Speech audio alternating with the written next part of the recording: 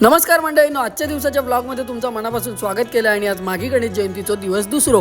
आपण मोठो ब्लॉग यासाठी नाही बनवलो कारण की आज आपल्या खाळ्यामध्ये डान्स असत आणि कॉपीराईटचा विषय नको म्हणून आज मिनी ब्लॉग करतोय. आरती झाल्या आधी गणपती बाप्पाचं दर्शन करून घेतलंय आणि मग हे पुढच्या कामांका लागलंय. बाहेर येऊन बघलंय तर प्रेक्षकांका डान्स बघू बसासाठी सोय करीत होते. स्टेजकडे गेला आणि जंबुराक म्हटलंय जंबुरा नाचा घेतं, जंबुरान उडिया मारून घेतल्यान. ह्या रे मी काय बघतोय, ह्यो कपाळाकनी टिके लावून खाई जाता नक्की तर नुसतं बघता आणि हस हस असता. मी म्हटलं ह्याका झाला तरी काय, तेवढंच ॲब्रो तकडसून माका म्हणता की अरे त्याचो डान्स हा गपरव कोणाक सांगा नको. आशिष दादाने सगळ्यांका अनाउन्समेंट करून सांगल्यान की पटकन येवा, आता डान्स सुरू होणार असत. आणि फायनली थोड्याच वेळात डान्स काय झाली सुरुवात. पहिलाच गाणं चाल शेकी शेकी लागल्याबरोबर बाबू नकडे उडिया मारक सुरुवात केल्या. 11 डान्स झाल्याच्या नंतर वेळ होती ती म्हणजे आमच्या ग्रुपची आणि आम्ही सुद्धा अगदी सज्ज झालो डान्स करूसाठी.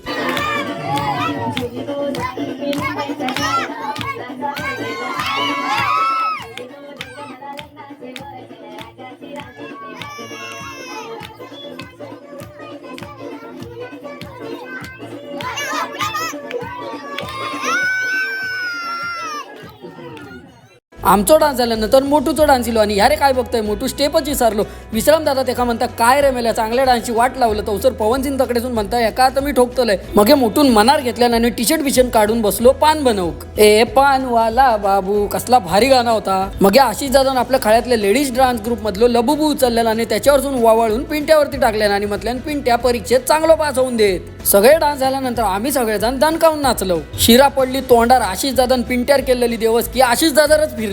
मग हे सगळेजण मिळून मस्तपैकी डान्स केलो आणि मग म्हटलं आजच्या दिवसापुरती पुरे झाला. आम्ही भेटा पुढच्या ब्लॉगमध्ये. तर सर देवा काळजी.